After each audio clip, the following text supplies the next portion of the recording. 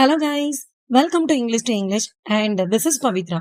So நம்ம இன்னைக்கு பார்க்க போற கான்செப்ட் என்னன்னா, நம்ம டெய்லி லைஃப்ல சாதாரணமா பேசுற தமிழ் வார்த்தைகள் எல்லாத்தையும் இங்கிலீஷ்ல எப்படி பேசுறதுன்னு தான் பார்க்க போறோம். அதாவது, இப்போதைக்கு நீ இந்த வேலையை செஞ்சா போதும், இப்போதைக்கு அவன் இங்க இருந்தா போதும், இப்போதைக்கு எனக்கு இந்த வேலை நடந்தா போதும் அப்படின்னு இப்போதைக்கு இப்போதைக்கு இந்த வேர்டு யூஸ் பண்ணி நம்ம நிறைய சென்டென்ஸ் பேசுவோம்ல, அது எல்லாத்தையும் எப்படி பேசுறதுன்னா நம்ம இன்னைக்கான வீடியோல பார்க்க போறோம்.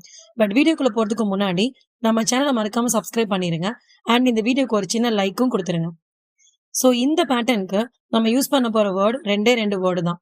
ஒன்னு ஃபார் நவ், இன்னொன்னு இஸ் இனஃப். இந்த ரெண்டு வேர்டை யூஸ் பண்ணி தான் இந்த மாதிரி சென்டென்ஸ் எல்லாத்தையும் நம்ம ஃப்ரேம் பண்ண போறோம்.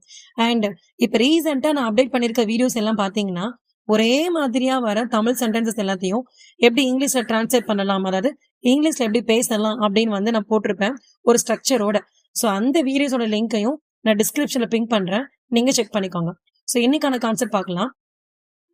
இப்போதைக்கு நீங்க இருந்தா போதும். For now staying here is enough. இப்போதைக்கு இந்த வேலை முடிஞ்சா போதும். For now finishing this work is enough.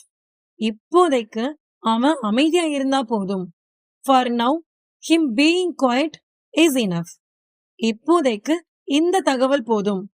For now this information is enough. இப்போதைக்கு நீ வந்தா போதும். For now you coming is enough. இப்போதைக்கு நீ பேசாம இருந்தாலே போதும்.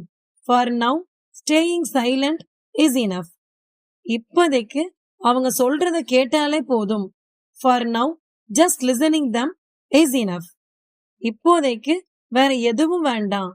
For now nothing else is enough. இப்போதைக்கு இங்க இரு போதும். For now staying here is enough. இப்போதைக்கு இவ்வளவு செஞ்சா போதும்.